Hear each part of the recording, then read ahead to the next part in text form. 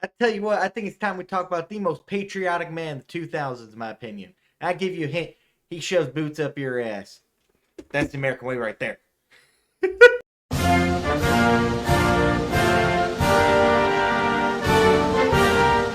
Hi everyone, welcome back to the channel. Today we're kicking off the countdown to 250, where every important day in American history will be the day of a video. And I thought, hell, who would be a better video for Memorial Day than the angry American himself, Toby motherfucking Keith. Alrighty then, let's just get right into it. On July 8th, 1961, in good old Clinton, Oklahoma, a young boy named Toby Keith Coville is born. From this point, Toby moves with his parents to Moore, Oklahoma. In the 70s, Toby spent some time with his grandmother, working at her supper bar. It was here that he discovered the basics of country music. Some time passes and Toby Keith graduates Moore High School. Now, after this point, Toby Keith lives a packed schedule of football, oil fields, and bar gigs with the Easy Money Band, which, hell of a fucking name. Now, while playing in a juke joint, Toby meets a woman.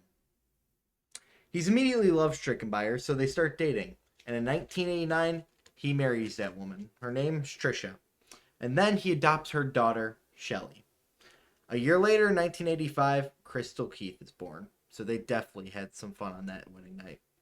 Now, for the next couple of years, Toby continues to work on his music, writing about the Old West, his dreams for his family, and just America as a whole, which is already starting to sprout his patriotism there. Now, after 8 years of writing and bar gigs, Toby Keith finally gets his big break. In 1993, he signs with Mercury Records, releasing his debut album. Now on this album were a couple little songs, A Little Less Talk, and a lot more action. Wish I Didn't Know Now, and of course the song that made him a star, coming in from left field with his Western values, fucking Should Have Been a Cowboy. Now, this fucker started off swinging, passing all the icons on number one for the 90s, pretty much. While riding that wave of popularity, Trisha Keith gives birth to Toby's second child, Stellan Keith. By this point, Toby Keith's fame started to decline. 2 more years pass, and he decides to fly right back into stardom. And what do you know? It's with a comeback song. He knew who he was doing. And that song, as you probably guessed, How Do You Like Me Now?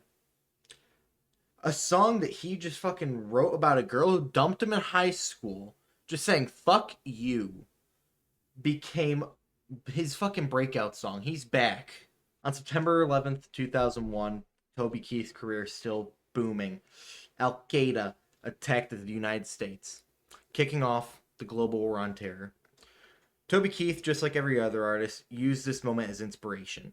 In 2002, Toby Keith reluctantly released Courtesy of the Red, White, and Blue, a song about his veteran father who lost his right eye in a training exercise, 9/11, and the veteran community. Oh, and shoving a boot up a goat fucker's ass. Also on this album was another song about justice, Beer for My Horses with Willie Nelson. After that album release, Toby Keith becomes a true American icon. Somehow, his pro-American views didn't get full approval, as Natalie Maines, one of the members of the Dixie Chicks, pretty much called Toby Keith ignorant for supporting our troops in Iraq. So he shot back and announced the Hatfields and McCoys. They were fighting back and forth for most of the 2000s. Then, in October of 2011, Toby Keith released yet another banger. Now, Red Solo Cup is the best receptacle for barbecues, tailgates, fairs, and festivals. Somehow, this genius was able to turn this fucking cup into one of the best party songs. 3 years later, Toby Keith is honored by the USO for his work with veterans. For the next decade, Toby Keith tours and continues to make music.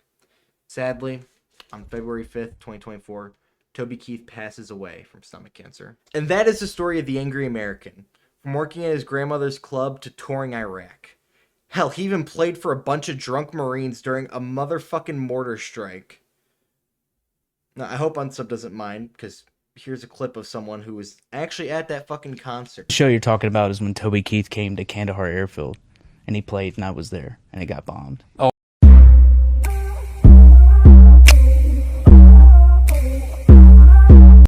Red Solo Cup is the best perceptible for barbecues, tailgates, fairs, and festivals, and you, sir, do not have a pair of testicles if you prefer a drink from glass.